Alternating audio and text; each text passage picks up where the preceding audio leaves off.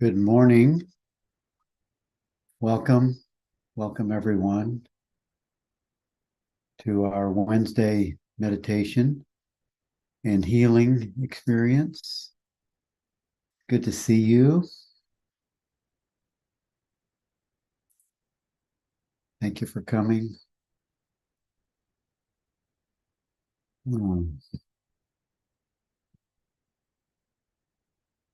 just remembering and knowing our being.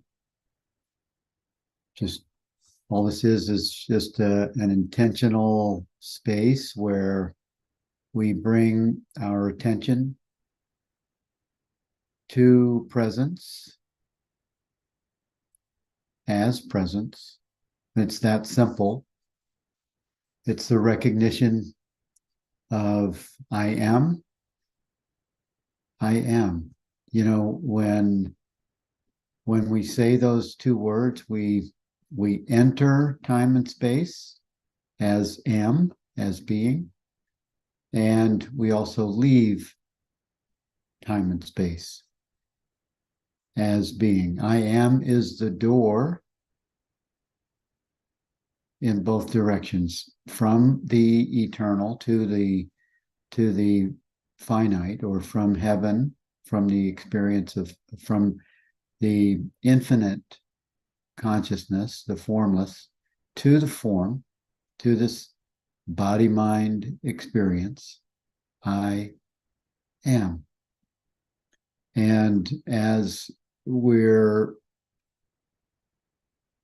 aware, as we're conscious of this body-mind experience, we can also use the same two words to exit.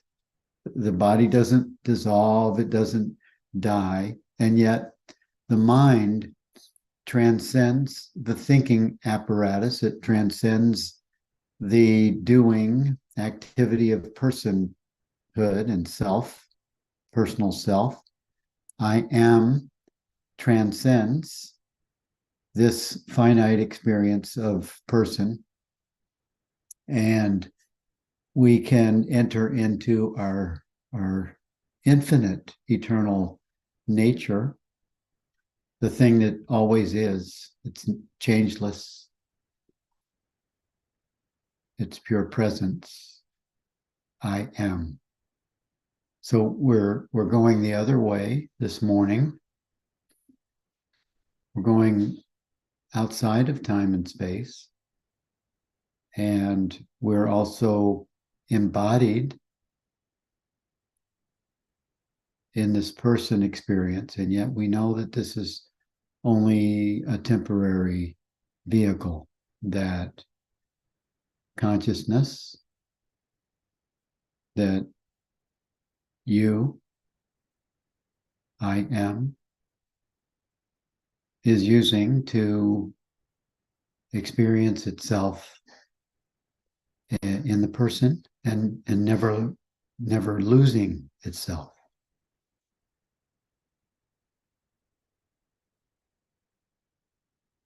We have this gift, this ability. This is what Jesus was always trying to tell us. The kingdom of heaven. When you first heard those words, it's like, what is the kingdom of heaven? And he was pointing to you. He was pointing to the you that you always are, always will be, can never not be. He was pointing to I am, to our true nature. He was pointing to spirit. He wasn't speaking of the person. He was speaking of presence, of the same I am that he used, that startled the leaders of that religious system. It startled the Pharisees and the Sadducees and the prominent leaders of that system, startled them. when he said, I am.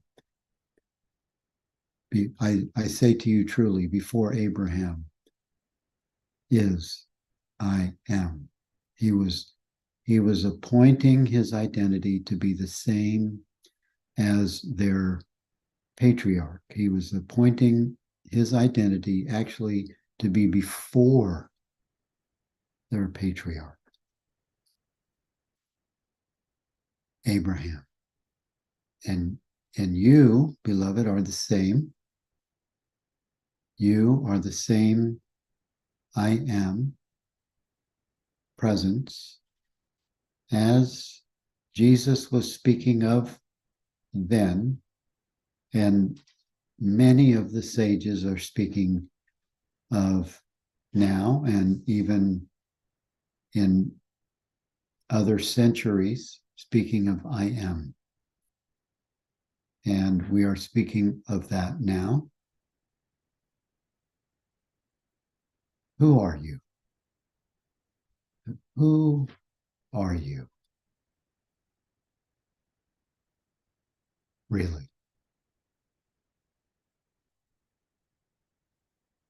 And when I ask you, do you exist? Do you exist? Do you exist? Or who are you without the use of memory? Who are you without using the memory? Well, you're just you, right? You could also say, I'm me. I am me. And this is a true statement. You are you. And if we even shorten that to don't even localize it, don't put a location on it, or even a label me, when you just use I am, that's the same truth, closer without the extra word. You're just you just are. You're being. And this is our true nature. This is what can be verified. Are you here? Well, yes, I'm here. That's how you verify that you are you, and your you just is. The mind may put a label on it, another label. It may say, well, you're the body. And yet, if I ask you, does does your awareness of you, does it have a gender? Are you, does this awareness have an age or gender? Can it be located? When we investigate these questions, we become the witness. And the witness has no name. It is the seeing of being with no labels. It's not the seer, it's the seeing. It's not the knower, it's the knowing that you are you. Formless, timeless, you, pure being, pure presence.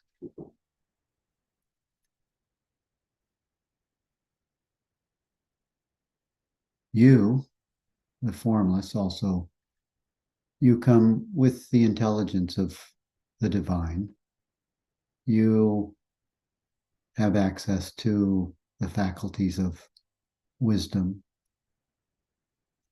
intellect.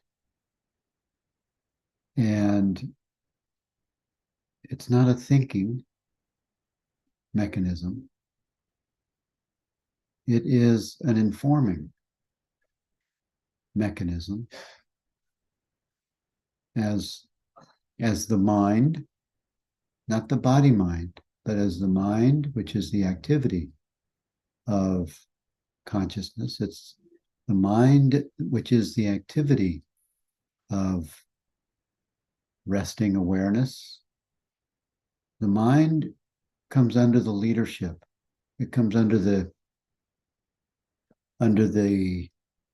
management of what is considered the heart or divine wisdom, comes under the leadership of quiet presence that is it's the intelligence of I am.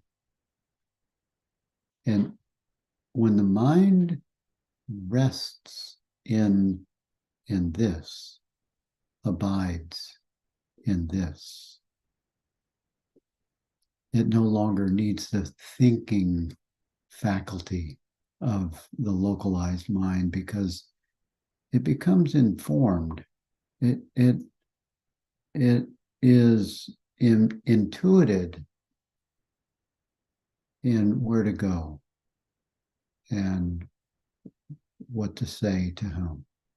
It is informed within. It's just, oh yeah, okay, you can call it a download. You can call it guidance, my guide. It's not really a my guide. It's guided. It's just informing from the I principle, I am, and the body mind person. It's just a neutral vehicle that acts out what is informed for it, what is intuited within the mind that now comes under the leadership in cooperation with and with the harmony of divine flow. This is stated in the Course. I will step back. The body mind steps back, and he or it, divine intelligence, is now reconnected. It's yoked with our true nature. It comes under that leadership. And there's a beautiful statement in the Course that says, once you accept his plan, that's divine intelligence. He is just a name for presence, the Father, I am.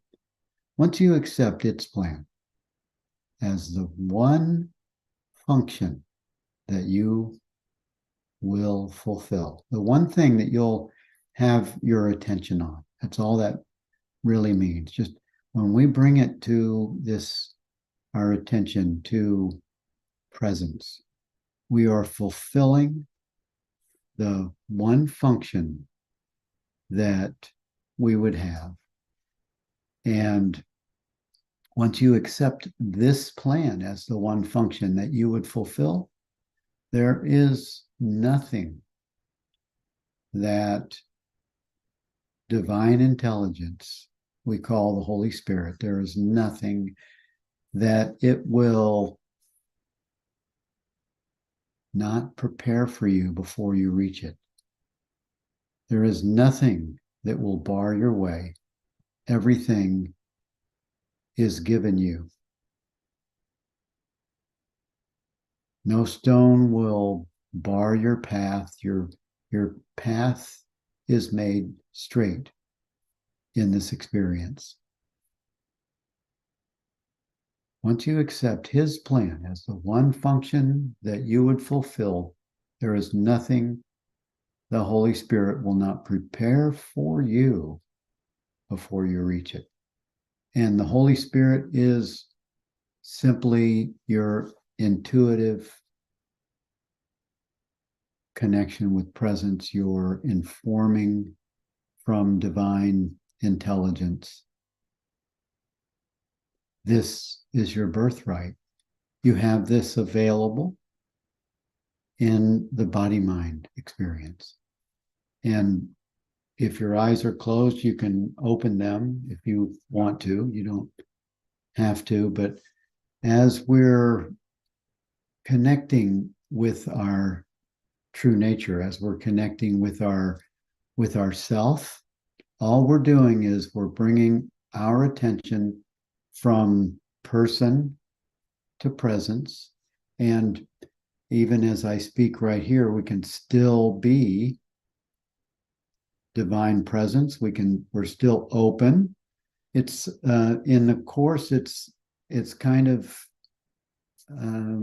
it's described as this soft gaze that the course in the early workbook lessons invites us to look at the physical world with the body's eyes, with perception, and just sort of hang out in this soft gaze. And you can live your life in this soft gaze. It actually causes you to bring more attention on awareness of experience. It brings more attention to resting in presence. And from there, we begin to we find that we're more malleable, we're more permeable, we're more available to resting in presence, resting in God, you could say, resting in peace, right? R.I.P., resting in peace. And it's something that is, it's almost like a call on us to chill out, as the last generation, chill out a little bit, just relax, just connect, smell the roses, all of those phrases. And it's just an invitation to really enter into this resting in peace, resting in presence experience, pausing.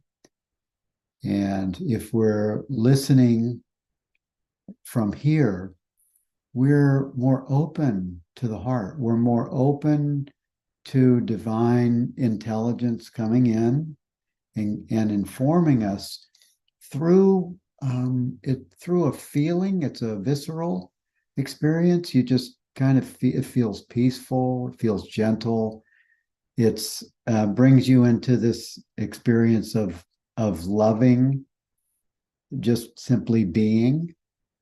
And this is our, this is where heaven and earth, our divine nature and our bodysuit, they become one. It's where the lion sits down with the lamb. It's the combination where the eternal presence is now being embodied and acting out through this vehicle with the harmony and the love of our true nature. And from there, life just, even if it has bumps in the road or difficult decisions to make, for me, I find that this is a place where if I'm not sure of decisions to make, if there's something going on in my life or someone that I love or care about or just hear about and want to participate in, I'm in a listening place. I'm tuned in. This this weekly experience that we share right here is a place for us to connect with our true connect to our true connection to ourself, to this divine intelligence. This brings us into attunement. We're attuning to our listening device. I will be still, right? And listen to the truth. What does that say? It's saying in the stillness of the moment, I'll connect with that vibrational frequency. Doesn't need to use words. It's using the faculties of my being, of your being, which are the same. They're the one being that we are, and even using the word "we" is a concession, because there's only the I am presence. And when Jesus gave those examples in the New Testament, where he would say to his disciples that I am one with the Father and you are one with me, he was speaking in these terms. We are one with the Father. In fact, we are the Father. And in an embodied experience, in this bodysuit with your name on it, we're the Son, which only means that the Father became flesh and dwelt among us in spirit as a body mind. And we call that the Son, where the Father and the Son are still one. And we're living in spirit through this body mind. When we have understanding, we're learning that, oh my God, now I see how I was never born and I never die. I'm always me, but it's not this. And when we come into our older years, our years that are after 60 or 70, and we're in these bodysuits, we get closer to that age where the bodysuit will pass and we will still be me. You will still be you. And when those eyes are closed, you'll still be resting in the beloved Father as its essence, as its being. And likely you'll incarnate in some way or not. Who knows? Can't tell what happens there. But in my mind, I have a vision. Excuse me. In my mind, I have a vision, based on even some of the words that Jesus used, in my Father's house. Right? You can probably finish this sentence too. There are many mansions. And so in my mind, those many mansions they could be other dimensions of reality. They could be other, facets of the infinite presence. But in my Father's house, there are many mansions. There's many places to go, many things for pure presence, for the prodigal son spirit to travel to experience. Could be on other worlds, other galaxies, could be anything. Who knows? But if it were not so, he said, I would have told you. And we are now in this time in our lives, I'm super happy to say that all the things that I was really hopeful about, for the things that Jesus said, that when he said, the things I do, you shall do and more. Oh my God, I'm feeling like this experience, this isn't concepts.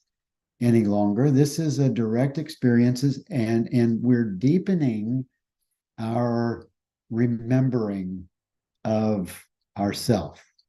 We're deepening our connection to the self, and this is why it's self-realization. We are realizing ourself. We are realizing our true nature, that that we that that that you and spirit, you and presence, you and this infinite eternal being are one. And you were never born and you never die. And still, while you're in this bodysuit, you get to experience these characteristics of that are a joy that you you know is true. You feel it. It resonates. This joy and this peace. For me, it resonates as this peace that I now understand the sentence that the peace that passes understanding, right? It's like this visceral understanding of, oh my God, yeah, it's right here. It's what I am, and it's what you am, and we can live and rest in this peace that passes understanding, and we can also share it. We can share it with. We have a faculty that allows us to use remote imagination, remote viewing, remote experiencing. And this is what I do. Like, I have a brother that I just found out. My older brother has cancer, and he's about 5 years older than me. And I can bring him, because right now he's looking at chemo. He's what to do with his business, and I can bring my brother, Joe is his name. And if you have a sister or a brother or a friend, a family member that is going through a difficult, maybe an illness, could be financial, could be anything, take note of being an ambassador, bringing that energy of worry or fear or upset or just something that needs to be cleared. Bring it into this space of presence, and you are able to remotely help your brother or sister. It's really you in the form of another. You're in another bodysuit. It's still you, and it's embodied in that experience of another. Could be an animal, even could be an animal that's hurting or dying. Can be anything. Bring it into this space of presence and welcome it. Welcome the experience. Allow divine love and peace to envelop that one, that name that seems to be an individual or another thing. It's still you embodied in that form. It's still you. I am. And just bring it in to this space, this healing space where the body mind is released of its suffering. Because there's a belief in suffering that you or this one is separate from its source, and this begins to cause a remembering to occur. This is something that we have available.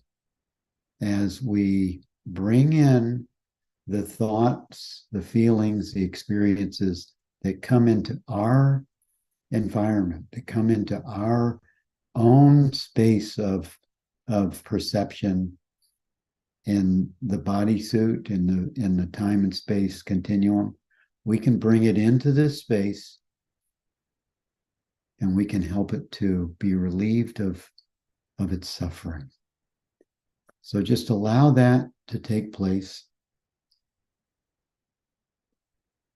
and rest in peace and rest in God. Thank you so much for joining with me today. This was awesome. And have a great week. I will see you in the book study if you're there.